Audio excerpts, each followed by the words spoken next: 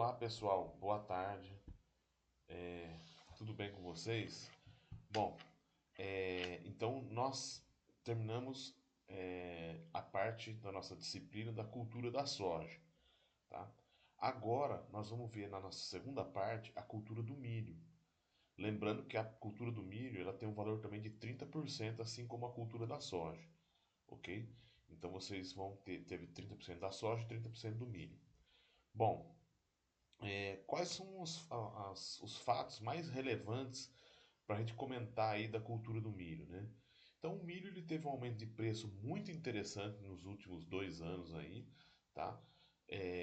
Com mesmo no período de colheita de safra, o preço da saca não caindo tanto, ok? O produtor aproveitando bastante os preços, com preços aí em torno de entre 40 e 60 reais a saca de milho em muitas regiões do Brasil. Então, preços muito atrativos da cultura do milho, né, do grão de milho, tá? Por que isso? Principalmente devido à produção de etanol que a gente tem ocorrido no Brasil nos últimos anos. Então, entrou mais esse fator que é a produção de etanol. Além disso, o mundo tem buscado mais produtos, né? Então, mais grãos, o Brasil tem exportado mais milho. A gente vai mostrar aqui alguns países que têm importado milho do Brasil, ok? E a demanda também por carne. O Brasil também tem aumentado a sua exportação de carne e com isso a demanda por milho tem aumentado, tá? Uma coisa interessante também que a gente tem que comentar foi a questão do câmbio, né? Então, o que aconteceu? O Brasil desvalorizou a moeda aí nesses últimos 2 anos, passando aí a 3,80, R$ 4 o dólar, e hoje nós estamos próximos aí à faixa dos R$ 6. Então teve uma desvalorização muito grande da moeda, o que também acaba gerando um pouco de inflação aí aqui no dentro do Brasil e principalmente fica mais atrativo você exportar milho, porque o milho em reais fica mais caro fora do Brasil, tá? É, Se por um lado é interessante para isso, por outro tem um aumento do custo de produção. Tá? E aí é que entramos nós, agrônomos, né, numa forma de reduzir esses custos para que o produtor consiga ter lucros, ou manter seus lucros, ou até aumentar, né, sua lucratividade, né, que é interessante para o produtor, né, e conseguir produtividades maiores, mantendo ali o meio ambiente, vamos dizer assim, sem precisar aumentar a área de cultivo e conseguindo com isso aí, né, abastecer toda a cadeia. O problema muitas vezes do aumento do preço do milho, o que tem ocorrido? Né? O milho é um produto que a gente diz que abrange várias cadeias, né? A gente vai falar aqui um pouquinho, tem muitos usos o milho, principalmente na alimentação animal. Então o que acontece? Com esse grande aumento, vamos dizer assim, no preço do milho, o que acontece? Isso arrasta tudo o preço de carne, preço de leite, né? Se vocês têm visto aí nos mercados, né? O leite no mercado, muitas vezes aí estando R$ 5 o litro, né? Mas ao produtor, normalmente ele está saindo a R$ 2. Então é o preço histórico para o leite, né? Só que qual que é o problema para o produtor? É que o milho está caro, né? Então, para o produtor de leite ou o produtor de carne, né? O que aconteceu? O preço do milho acaba arrastando, aumentando o preço do seu produto. Tá? Então esse que é um dos problemas aí. Então apesar de ter tido esse aumento nas commodities, você também tem aumento do custo. Né? Por exemplo, adubos que vêm de fora, porque o adubo em reais, né, ele está mais caro também. Então esse é um momento que o produtor cada vez mais tem que tentar inovar, fazer de uma forma que ele tenha um custo cada vez menor e dependa cada vez menos dos insumos que vêm de fora, né, que são importados para o Brasil. Tá? Então esses insumos, quanto menos o produtor utilizar, mais barata vai ser a sua produção e ele consegue vender por um preço melhor o seu milho e conseguir uma lucratividade maior, que é o que é interessante, né? Senão também os produtores acabam saindo da cadeia. Então isso também é um problema. Tá? Então nós estamos vendo aí todo esse problema da cadeia, né? Então quando o milho sobe muito, o que aconteceu? Toda a cadeia sofre, né, com o aumento do preço do milho. Mas também quando o milho está muito lá embaixo, né, o preço muito baixo, a cadeia se beneficia com esses preços baixos, mas só que ao mesmo tempo muitos produtores acabam saindo, né, da cadeia também. Né? Muita gente que ia plantar milho acaba não plantando e acaba prejudicando novos plantios de milho. Né? Apesar que tem produtores, principalmente aqui no norte do Mato Grosso, às vezes não tem outra opção para a segunda safra, né? Então, como não tem outra opção, tem que plantar o milho mesmo e acaba que fica um pouco preso ao milho, né? Devido a própria forma de técnica, né? De cultivo, né? Porque é sempre aquela sucessão soja e milho, tá? Então, quando o milho cai muito de preço, ele não tem muita alternativa para alterar aí, né? Mas quando sobe também ele pode se aproveitar dos preços. Bom, aqui então vamos entrar nesse primeiro assunto nosso aqui, que seria a questão aí da época de semeadura do milho, tá? Esse ano, pessoal, devido ao atraso das chuvas, nós vamos ter um quadro bem interessante, vamos dizer assim, né? A cada ano que passa, a gente mostrou um pouquinho disso na soja, as cultivares de soja estão reduzindo seu ciclo e o milho vai ocupando cada vez mais a janela de janeiro, tá? O que aconteceu esse ano? A chuva atrasou, né? Então aqueles produtores que, por exemplo, não têm irrigação, porque tem produtores que têm pivô, né? Então começa a irrigar desde cedo, plantou a soja desde 15 de setembro, se aproveitou das chuvas aí e está tranquilo agora, tá?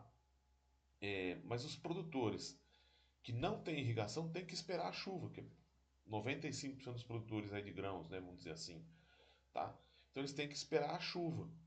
E esse ano atrasou. Então o quadro esse ano que nós vamos ter de semeadura do milho é de atraso nessa semeadura, tá? Aqui para mostrar para vocês como que tem ocorrido, né, nos últimos anos aí dessa proporção, né? Então, por exemplo, se a gente pegar aí pelo que vocês estão vendo na tabela, 17, 18, né? 13,3% já haviam semeado milho em janeiro, 18, 19, 20,8%. Esperava-se que nessa safra 20, 21, né, haveria um aumento, inclusive, dessa porcentagem. Né? Porque em 20, em 19, 20 também teve aumento. Tá? Mas o que aconteceu? O atraso provavelmente vai frear essa tendência. Que é a tendência de quê? Do produtor plantar, semear milho cada vez mais cedo, vamos dizer assim, cada vez mais em janeiro, aproveitando mais as janelas de chuva e com isso conseguindo aí maiores produtividades. Tá? Então, qual que seria a vantagem do produtor semear em janeiro? Teria mais água, né? Ele pega já mais no início da janela, então ele consegue fechar mais áreas também, né? Que às vezes o produtor acaba não semeando toda a sua lavoura, né? Toda a sua área cultivada, porque é, acaba que não há tempo hábil para plantar tudo até o início de março, né? Vamos dizer assim, né? Até o fechamento da janela. E aí, para não ter perdas, ele acaba deixando a área sem plantio, né? Em pousio, tá? Então, com isso, você semeando mais cedo, consegue semear toda a sua área, tá? Consegue aproveitar melhor a água. Tem desvantagem? Tem. Tem desvantagem. Qual seria a desvantagem? Quando você semeia o milho, quanto mais cedo, né, mais próximo de janeiro, vamos dizer assim, né, mais em janeiro, você tem maior risco de acontecer o quê? Atacar o problema da mancha de diplódia, né? Então, nos grãos, né? Então, a própria a mancha, né, no grão, né? A partir de janeiro, mais chuva, os híbridos de milho, né? Normalmente, eles não são tão empalhados assim, principalmente aqui na nossa região, os híbridos que são utilizados. A água acaba entrando ali na espiga e acaba promovendo esse problema aí que é o quê? Deixa o grão ardido, tá? Então a gente tem mais mancha de diplódia, ok? Então esse é que é o problema de você, quanto mais cedo você semear, mais você vai ter desse problema, vamos dizer assim, tá? Mas normalmente você teria uma produtividade maior. Por que aqui na região norte do Mato Grosso nós não temos muito problema com diplódia?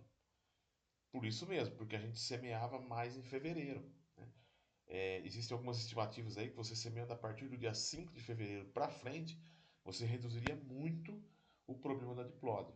Tá? E com isso, de problema de grãos ardidos lá no final. Mas semeando mais cedo, você aumenta muito, tem maior pressão para essa doença aí. Haveria necessidade de aplicação de fungicidas, né? De acordo com o híbrido também, porque a gente sabe que tem híbridos que quase não necessitam aplicação de fungicidas, e a gente sabe que tem híbridos que são bastante doentes, né? De várias empresas aí, a gente sabe que tem esse problema, ok? Então, só para mostrar para vocês, então, 2017, 18 foi um pouco mais atrasado, 18, 19 se semeou mais cedo, né? Vamos dizer assim. Se a gente não tem os dados aqui 19 e 20, mas 19 e 20 mais cedo ainda, e esse ano vai atrasar devido à questão da chuva, né, pluviosidade, tá? Mas é uma tendência, tá? Porque as cultivares de soja têm sido cada vez mais precoces, que os produtores têm semeado. Para quê? Para entrar com o milho cada vez mais cedo. Com isso, ganhar em produtividade. Ok? Bom, estimativa de produção, né, para o Brasil, né? Safra 2021, 116 milhões de toneladas, chegando a quase 240 milhões de toneladas de grãos, né?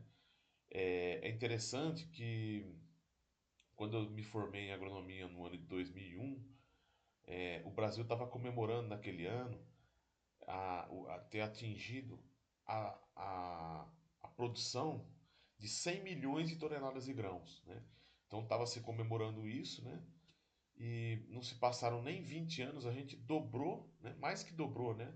A gente já pode dizer aí que então foi 130% mais ou menos de aumento nessa produção de grãos, né? Não dá para dizer produtividade porque não está relacionado à área simplesmente, né? A área também mudou, né? Também teve aumento de área. Mas a gente vê aí que realmente teve um grande. Só de milho hoje a gente já produz mais do que a gente produzia de grãos no ano de 2001. Tá? Estimativa também na safrinha em torno de 70 milhões de sacas e na safra, né, a safra verão, 45 milhões.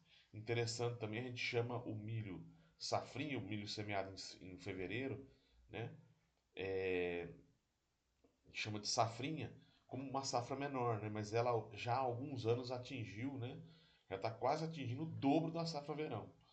Tá? Então ela já é, a gente já pode chamá-la de segunda safra, tá? Não mais de safrinha, porque ela não é mais uma safrinha, ela já é uma safra maior do que a safra normal, vamos dizer assim, a safra verão, ok? Bom, aqui alguns dados, né, de produtividade, de produção, né, desculpa, de cada estado, mostrando aí os estados maiores produtores, né? Da safra verão, os maiores produtores são Rio Grande do Sul, Minas e Paraná, tá?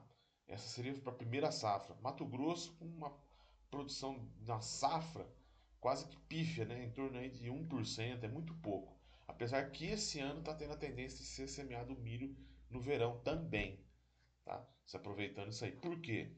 Principalmente devido à instalação das indústrias de etanol no norte do estado, que tem promovido aí uma opção a mais de mercado para os produtores.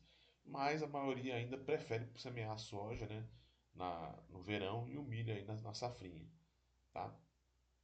Aí a segunda safra, né, o Mato Grosso então se torna o líder, né, nacional da segunda safra, passando hoje, já passa bastante aí de 30 milhões de toneladas, provavelmente vamos chegar a 35, 36 milhões de toneladas, tá? Então o estado maior produtor, tá? Depois o Mato Grosso do Sul, Paraná, Goiás, depois a gente tem aí Minas, São Paulo também com produções interessantes aí. Mas então primeiro Mato Grosso, segundo Mato Grosso do Sul, terceiro Paraná e quarto lugar Goiás. É interessante que o Paraná também tem essa cultura, como nós aqui, da safrinha, né? Então eles fazem duas safras, né? Não só a cultura, como tem também essas chuvas que se mantêm aí um pouco mais, né? E aí o produtor consegue fazer essa safrinha, tá? Bom, é, aqui mostrando o total, né? Então, primeiro lugar, maior produtor de milho do Brasil, Mato Grosso. Segundo, Paraná, tá? Depois Goiás, a gente tem Mato Grosso do Sul, Rio Grande do Sul e Minas. Esses são os estados hoje maiores produtores de milho do Brasil, tá? A gente tem vários outros estados aí que têm iniciado, né, esse semeadura do milho, né? O Mapitoba ali a gente vê que é bastante dividido entre os estados, né? Bahia, Piauí, Maranhão, mas acontece que eles não têm muita safrinha, né? Lá, na verdade, é uma safra só, né? E lá tem tido muitos problemas aí com veranicos nas safras, né? Existem relatos aí que eu tenho escutado aí de ex-alunos e de produtores, né? Que lá, às vezes, a questão do clima às vezes não ajuda tanto como para nós aqui, que temos mais abundância de chuva. Outros locais que têm entrada aí nesse mapa, né? De produção do milho, Rondônia, que já há alguns anos já vem produzindo, né?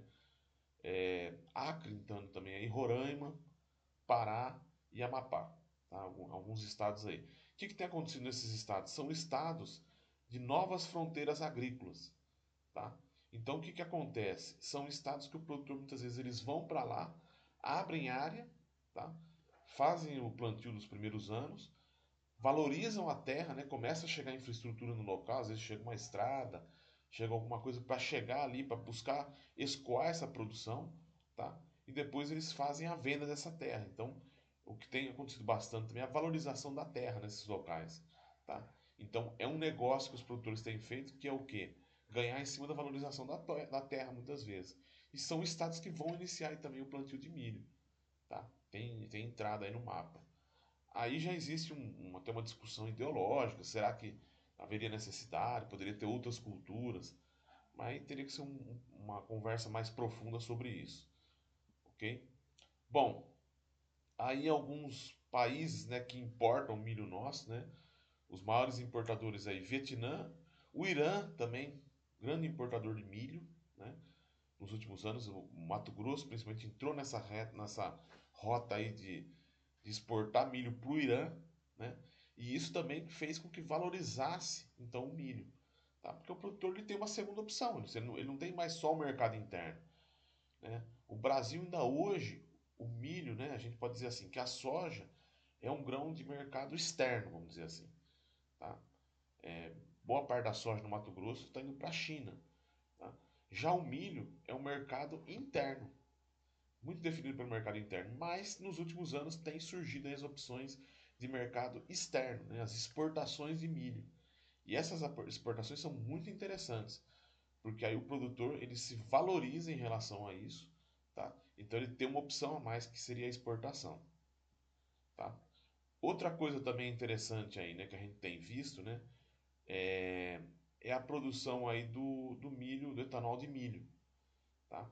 Então a gente vê aí que o milho, pessoal, aí tem até essa tabelinha mostrando aí, uma tonelada de milho é capaz de produzir, né, 420 litros de etanol, 300 quilos de DDGS, né, que é um farelo de milho, que é um subproduto, né, dessa produção de etanol, muito utilizado para alimentação animal, com muita proteína, tá, em média em torno de 43% de proteína, tá?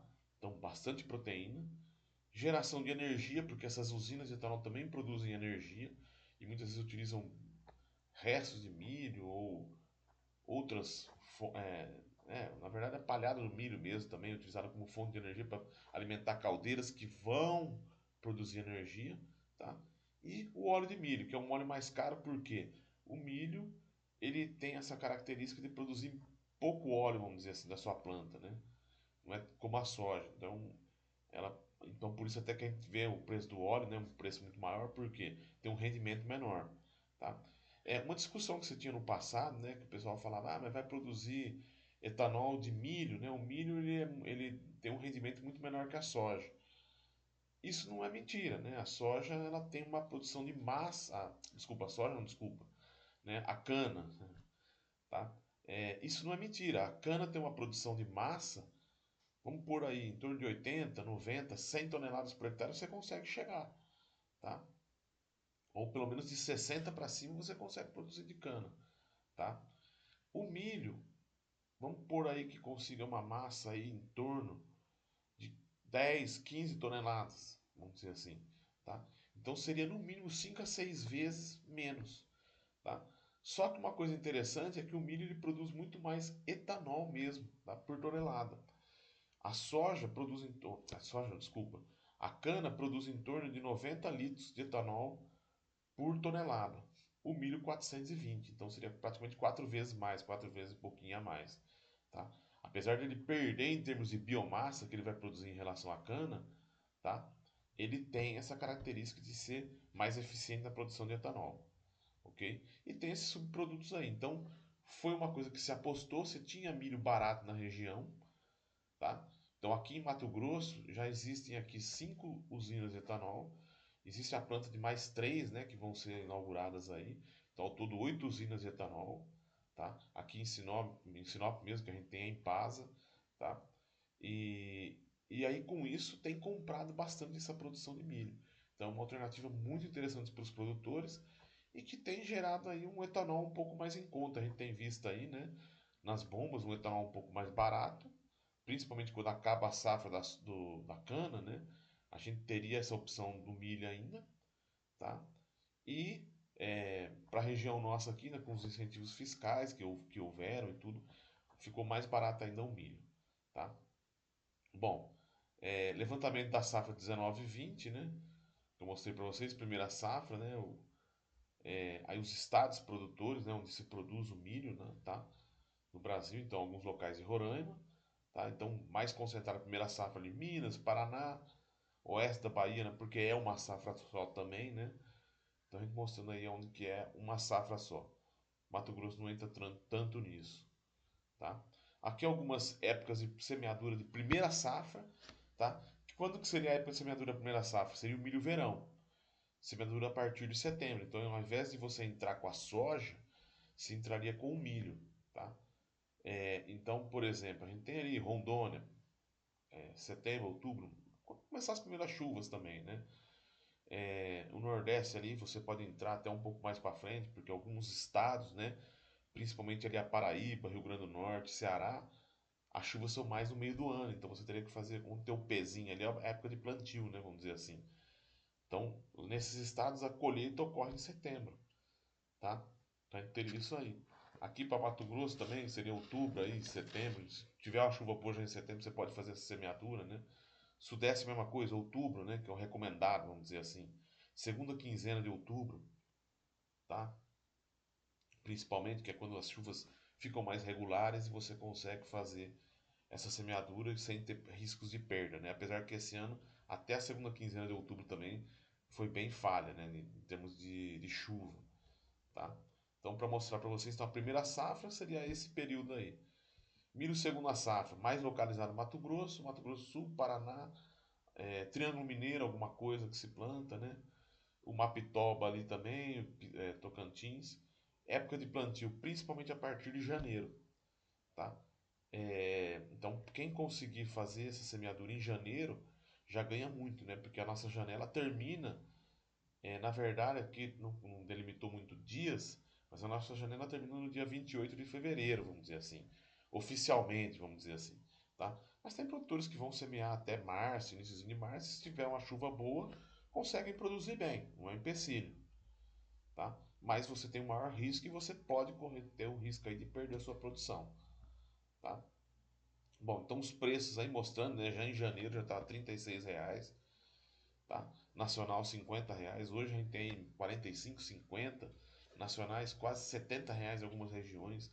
Então, um preço que subiu, teve uma escalada muito grande, principalmente porque a gente começou a produzir etanol de milho e porque também a gente também está exportando mais o milho para outros países, tá?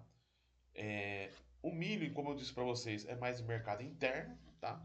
Então o preço é em reais, diferentemente da soja, né? Então a soja que a gente comentava lá na disciplina de soja segue muito a bolsa de Chicago, né? Que é a bolsa de cereais. O milho já não. O milho já vai muito da oferta, da oferta e da demanda que a gente tem dentro do Brasil, tá? Então você depende muito do que se vai ter essa oferta. Agora, o milho tem uma questão, né? A produção de carnes e leite está toda centrada em cima do milho. Então qualquer preço que você aumenta do milho, do grão de milho, você vai aumentar também o preço da carne, tá? Então existe essa necessidade, a gente viu que a arroba do boi também subiu bastante, tá? Então tudo isso aí alavancado também pelo preço do milho, tá? Então tem aí bastante interessante, né? Bom, aqui vamos para frente um pouquinho, tá? Evolução da produtividade, né? Aqui mostrando para vocês aí, né? A produtividade do milho, ela vai mudar muito, depende muito da água, né? Que a gente tem. Nesse gráfico aqui, se você verificar, no ano 16, 17, o que aconteceu? Pouca chuva, né? Foi um ano muito escasso de chuva, teve muita quebra, 60 e poucos sacos. Vamos colocar aí, hoje gira em torno de 90 sacos em média, tá? Então subiu bastante, né? Olha lá, a gente vê. Quando eu me formei no ano de 2001, era em torno de 40 sacas, tá? Então bem baixa essa produtividade. Por que teve esse aumento tão interessante da produtividade? Tecnologia, né? Adubação, correção do solo, principalmente os híbridos, né? Quando eu fazia agronomia em 98, o híbrido de milho mais utilizado era o híbrido duplo. Tá? Hoje é o híbrido simples. Qual que é a vantagem? Menos segregação, você tem um híbrido mais puro, um híbrido com menos problemas, vamos dizer assim. Tá? E aí um híbrido que atinge tetos produtivos maiores, tá? Menos segregação. Então, consegue aumentar mais. Então, só isso já alavancou em muita produtividade. Depois vem a questão da genética, dos transgênicos, né? Principalmente o milho BT, né? Que foi aí que controla aí a lagarta, né? Do cartucho do milho. Então, esse híbrido aí de milho deu uma alavancada muito boa na produtividade, a partir principalmente se vocês olharem de 2005 para cá, né? Por quê? Você tinha a tecnologia BT e ao mesmo tempo você tinha novas tecnologias de inseticida, você podia utilizar o inseticida mais o BT, então isso gerou um aumento de produtividade, tá? E também, vocês pegarem, por exemplo, eu sempre comento, né, que se você fosse uma lavoura de milho há 25, 30 anos atrás, era sempre uma lavoura manchada, né, por sintomas, principalmente de espodóptera, tá? O produtor fazia 7, 8 aplicações para controle de espodóptera. Tá? O que acontece hoje? O produtor faz uma ou duas, quando faz, muitas vezes nem faz essas aplicações, né? Então, e o milho é muito menos manchado pela espodóptera, ou por lagartas em geral desfolhadoras. Por quê? Porque você tem um milho BT, tá? Então você tem esse controle aí, tá? Então o milho hoje ele tem uma qualidade de planta, vamos dizer assim, muito melhor do que há 25, 30 anos atrás. Foi uma evolução muito grande. Eu acho que para a tecnologia BT eu acredito que para a tecnologia transgênica, o BT foi um dos grandes alavancas, né, para a produtividade do milho. Tá? Eu acho que foi a cultura mais beneficiada. Tá? Bom, diferentes usos do milho. Então o grão aí, vamos dizer assim, né? Sem dizer da planta que vai gerar palhada, pode gerar também outros usos, a implementação animal, forragem, tudo, tá?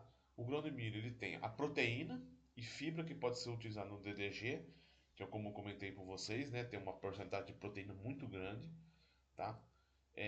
O amido do milho que vai ser quebrado, vai ser utilizado para etanol, tá? E o óleo do milho, né? Que a gente sabe aí que é utilizado então para culinária e vários usos, né? Que é um óleo também mais interessante em termos de agressão ao intestino, né?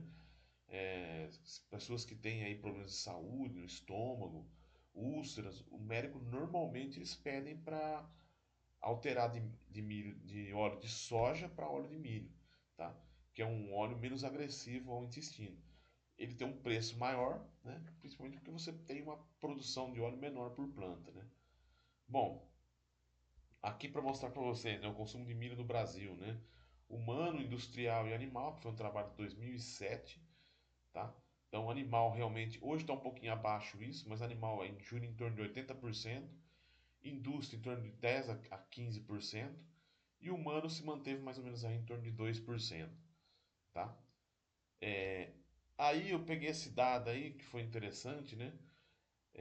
Na verdade, até eu teria que colocar lá no outro gráfico, né? Mas que é o seguinte, para alimentação animal, em torno aí de 7% para pecuária, aves em torno de 55%, realmente é o mais utilizado, né? Para granjas, né, de aves, tá? Suínos em torno de 40%, outros, né, que são, por exemplo, cotonicultura, outras criações, né, caprinocultura, que se utiliza milho também, menos no Brasil, mas se utiliza, e o etanol, aqui eu tinha que ter colocado até no outro gráfico lá, mas o etanol hoje ele representa em torno de 5% de todo o milho nacional. Então, olha como é que deu uma diferença, né? Tirou da onde? Principalmente esse uso para ração, né? Então, por isso que começou a ter esse aumento aí, vamos dizer assim. Então, eu estou aqui com um dado mais antigo, eu não tenho um dado hoje atual dessas porcentagens, né? De quanto que cada um representaria, tá? Mas esses 5% praticamente de etanol tem que entrar tirando do consumo animal, tá? Então, a gente percebe aí que, por isso que tem esse, alavancou os preços mesmo, porque o produtor de carne precisou de mais milho, tá? Ele precisa de cada vez mais milho, porque hoje nós somos segundo lugar em produção de carne de boi, né, bovina, maior produtor de frango do mundo, tá? suínos também aí aumentando as suas produções, e o milho teve que ter espaço também com exportação e com a produção de etanol. Se eu acho errado, eu acho certo, aí já seria uma discussão muito mais aprofundada também, tá? Mas na verdade é o seguinte, é uma coisa que o produtor hoje, ele tem essa opção a mais, né? Então, para o produtor foi muito bom, tá? Muito interessante. Então, agora cabe a nós e ao governo, né, tentar fazer com que esse milho chegue, né, para produção animal, de outras formas, incentivar essa produção do milho aí, e aí ter mais milho. Na verdade, o próprio produtor vai aumentar a sua produção de milho para que o mercado se equilibre novamente, tá? Aí uma diferença, né, entre o mercado da soja e do milho, né? Soja, como eu falei para vocês, é em dólares, tá? O milho, formado em reais. Os preços são formados em reais. Estamos num período bom para o milho, né? Os preços estão bem atrativos. A soja, maior a transparência da formação dos preços. Não sei também se seria tão maior, porque muitas vezes nem sempre esse preço segue a demanda mundial, né? A gente tem hoje o mercado quase tudo é a China, né? Bom, o milho não há tanta clareza. Na verdade, o milho também o que a gente sentiu muito agora foi a questão de oferta e demanda, né? Maior liquidez, mais dinheiro, né? A soja se paga mais pelo saco de soja e tudo, né? Apesar de produzir menos que o milho, mas tem um valor muito maior aí, né? O milho nem sempre você tem essa garantia, e agora tem tido mais garantia para comercialização. A soja, maior financiamento privado, o milho menos, né? O governo ainda interfere bastante no mercado do milho. A soja, um mercado mais concentrado, com certeza, o milho mais pulverizado, tá? Mercado mais interno, né? Então você consegue vender para alguém que vai comprar. Isso ocorre muito até aqui no Mato Grosso. Às vezes o cara tem uma pecuária, né? E ele compra do vizinho que produz milho, né? Então é muito normal isso, porque muitas vezes o produtor de carne, né? O pecuarista, ele não tem interesse em produzir milho, porque ele tinha um milho mais barato pelo vizinho ali produzindo do lado. Agora isso se alterou um pouco, talvez incentive alguns pecuaristas a produzir milho. É que não é fácil mudar de cultura, né? Vamos dizer assim, né? De ramo, né? Produzir milho para poder alimentar seu gado, né? Mas é uma coisa que acontecia bastante aqui no Mato Grosso. Então, às vezes, vizinho vendendo para vizinho, seguindo ali um preço nacional, tá? Obstáculos aí para a cadeia produtiva do milho, né? A tecnologia, hoje eu acho que a gente tem conseguido bons híbridos, tem mais tecnologia. Falta de crédito no setor muitas vezes, né? Principalmente em empresas privadas. Os preços aí é preço muito ligado, como eu falei para vocês, é um mercado muito pulverizado. Então, o teu vizinho vai negociar com você. Então, se às vezes você não tem como, você vai brigar, não tem uma referência tão grande como a soja, por exemplo, né? A soja é aquilo, pronto, acabou, né? Às vezes quebra de contratos, que nem sempre tem acontecido, né? Já tem melhorado bastante isso, tá? Então, oferta e demanda doméstica, tá? Aí pensando em termos de produção, né? De milho nos Estados Unidos e no Brasil, né? As vantagens, né? O Brasil, a gente tem muito estoque de terra, né? A gente tem muita área de pastagem degradada que a gente pode avançar com o milho, tá? Diferentemente do que acontece nos Estados Unidos, que já não tem mais áreas, né? Tecnologia de pontas a gente tem, a nossa mão de obra mais barata, né? Ainda assim é mais barata em dólares, então deu uma redução boa, né? Nesses últimos anos aí, a gente está abaixo dos US$ 200, né? Algumas desvantagens, ainda temos pouca infraestrutura mesmo para armazenar esse milho, né? Nós temos tido aí um mercado interessante, mas se o produtor quiser armazenar para manter para mais, para ver se consegue preços melhores, ele não consegue, tá? Escassez de crédito, a infraestrutura realmente nossas estradas ainda estão devendo, tá? Mas a tecnologia eu acho que a gente já difundiu muito nos últimos anos. Bom, vamos falar um pouquinho então dos usos do milho e a sua importância, né? Então, o milho não possui apenas a aplicação alimentícia, né? Então, tem aí vários usos que a gente não conhece. Então, por exemplo, o milho pode ser utilizado para a produção de papel, bala, tá? Colas, tá? Farmacêutica. Então tem muita coisa que o milho pode ser utilizado. Tá? E as farinhas, né, que pode ser de via seca e de via úmida. Tá? Seca, né? A moagem seca, mais utilizada no Brasil, serve para a produção da farinha de milho, fubá de milho. A quirelos, farelos, né? A moagem úmida é aquela maisena, né, que a gente conhece, né? Que eles umedecem o grão e faz aquela moagem e aí fica aquela farinha um pouco mais úmida, tá? Então são dois tipos aí de produção. Aqui os vários usos, né? Animal, né? Silagem, o grão mesmo, uso humano, né? Pão, pão, né? As broas, bolos, né? Cuscuz, indústria de ração, tá? É, indústria de alimentos, né? Principalmente corantes pode ser utilizado. Eu sempre comento assim que a gente, apesar de estar com um preço bom do milho, a gente tem que sempre pensar em é, agregar valores à cadeia, vamos dizer assim, tá? Então, por exemplo, por mais que tenha subido bastante aí o preço do milho, né? Triplicou, quadruplicou o preço do milho, tá? A gente tem, por exemplo, se você produzisse o corante de milho aqui no Mato Grosso e exportasse o corante de milho, a gente poderia ter uma rentabilidade aí duas, três vezes maior, tá? Faria com que tivesse uma agroindústria no estado, produzindo mais empregos, tá?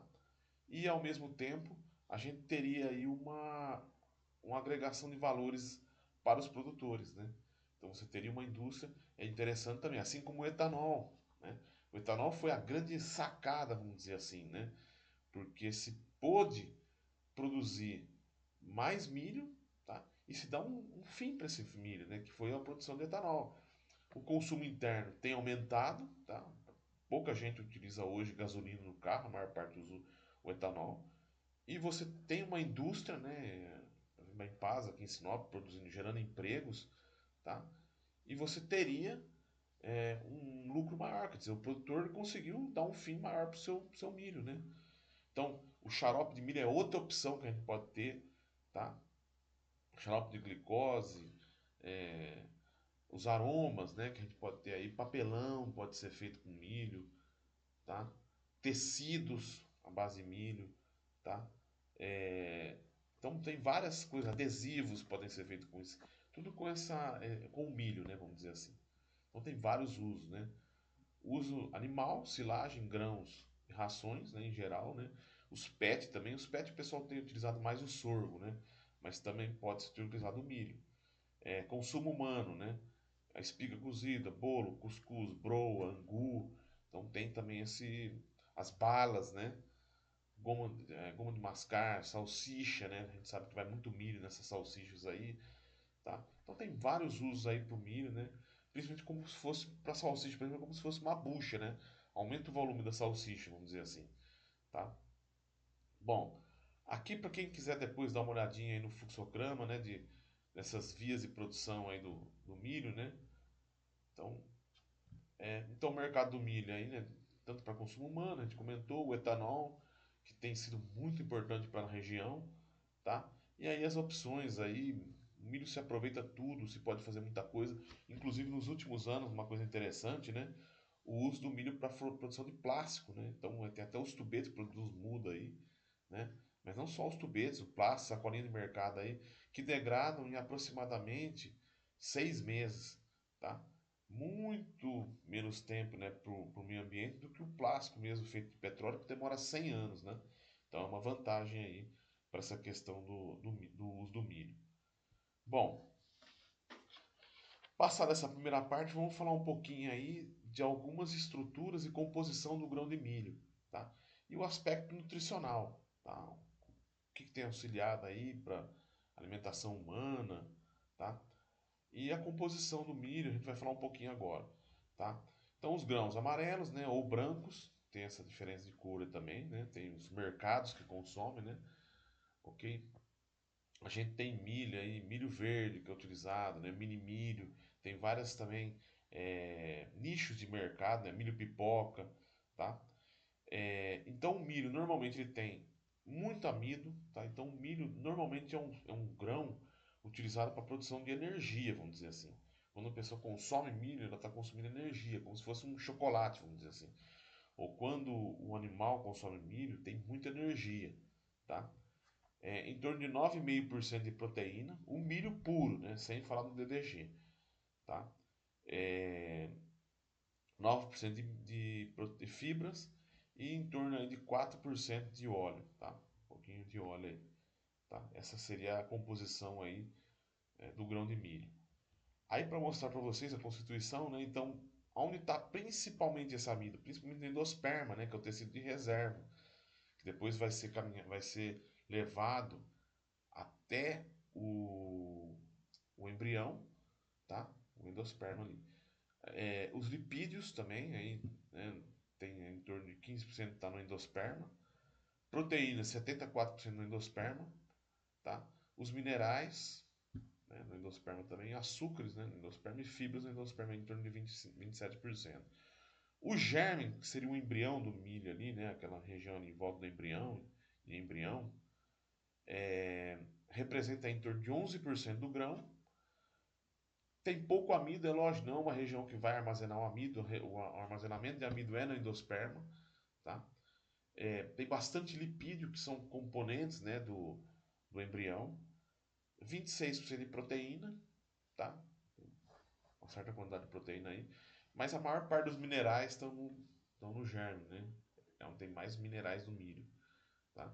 Bastante açúcares e fibra, 12%. O pericarpo, que seria a casca, né? Desculpa.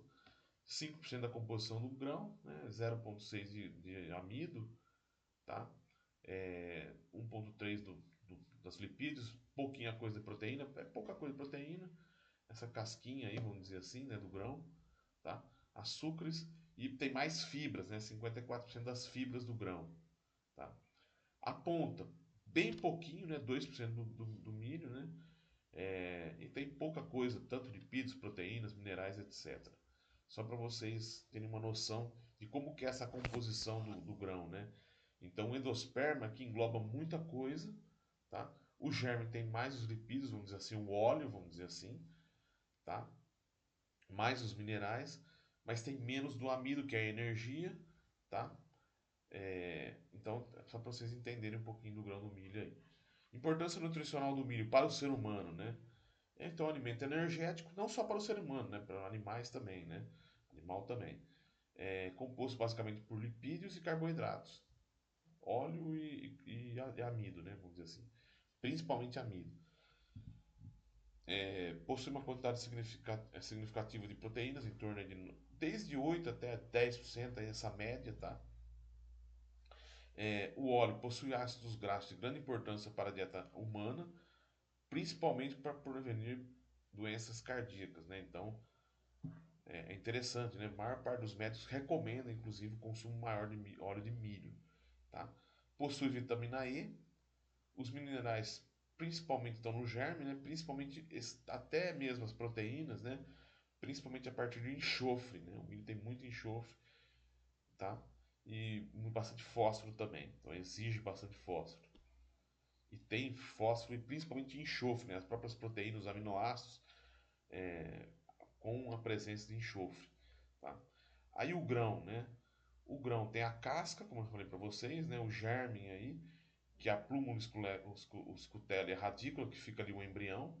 O vítreo é aquelas regiões onde tem a característica, né, de você poder olhar o grão ali, parece que você consegue ver do outro lado, né?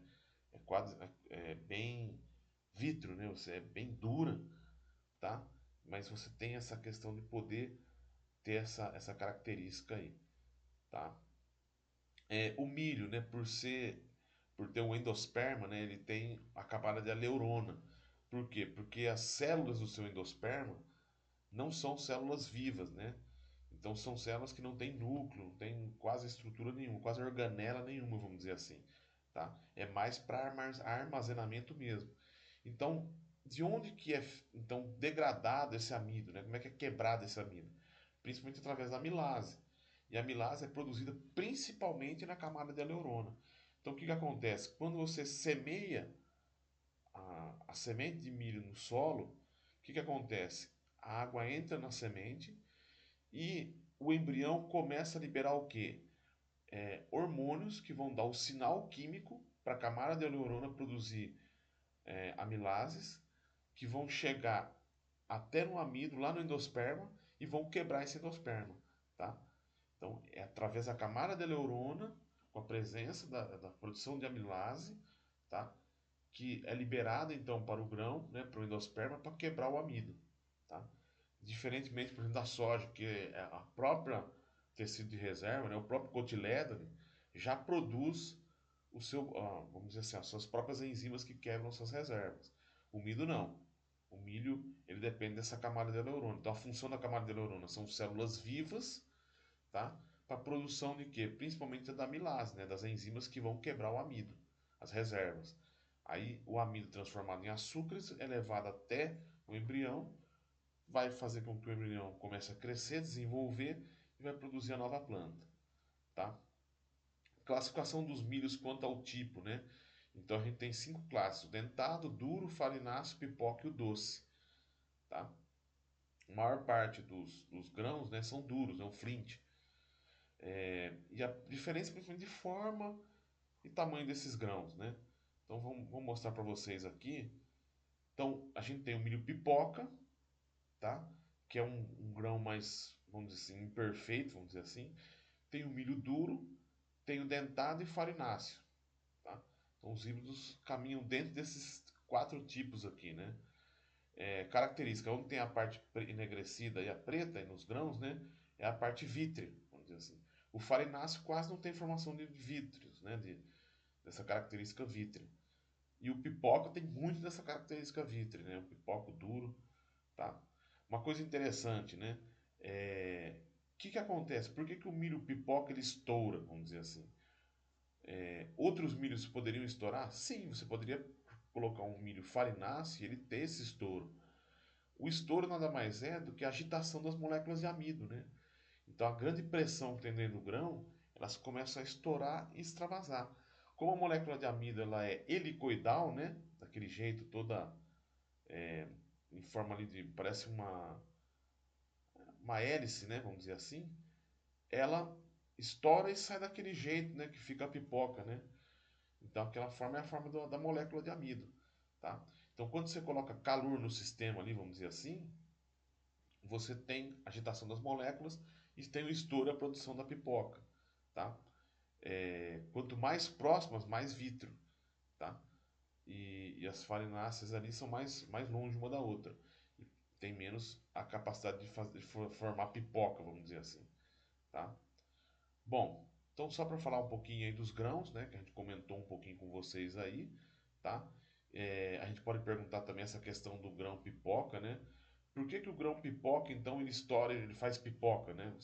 Ele tem o estouro da pipoca, vamos dizer assim, devido principalmente às moléculas de amido, tá?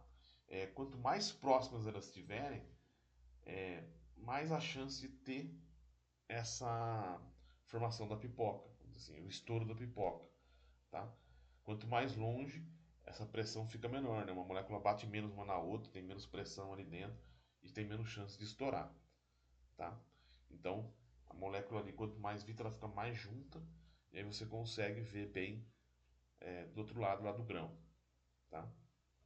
Bom, então se perguntar a característica do grão pipoca, né? Então seria principalmente isso aí, porque as moléculas estão mais próximas, são grãos menores, que as moléculas estão mais próximas, com o aquecimento você teria esse estouro. Bom, passar essa parte, falamos um pouquinho aí do grão, né? Vamos falar um pouquinho agora da implantação da cultura, tá? A implantação da cultura é a etapa mais difícil, vamos dizer assim, da cultura do milho, né?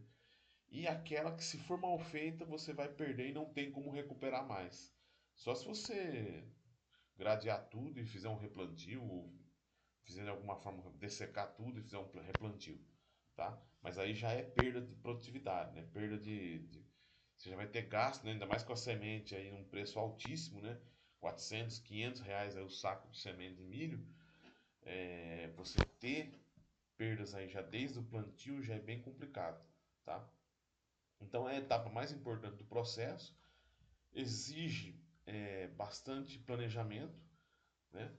Hoje está um pouco mais fácil que o milho está mais valorizado, o produtor não precisa pensar muito. Mas antes, quando o milho abaixava preços muito baixos mesmo, né?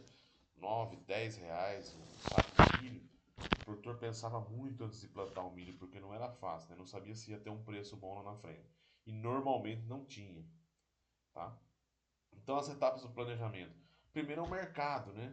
Verificar se o mercado vai aceitar esse milho. Esse ano aqui pode fazer de olho fechado, né? Não precisa nem pensar em outras culturas, porque a cultura do milho é uma cultura que você produz bem, maneja bem e tem preços interessantes esse ano, né? Depois, histórico da área, você verificar se a tua área não está tendo muito problema de nematóides, pratilencos, tá? Percevejo, tá? Escolher o híbrido, né? Então, muito importante também, que híbridos que você tem um custo menor também, muitas vezes.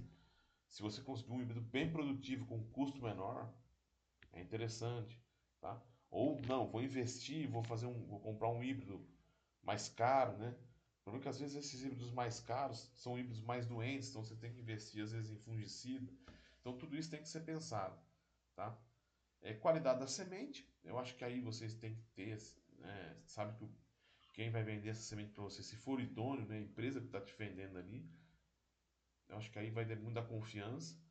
Preparo do solo, né? Que é o solo aí, se for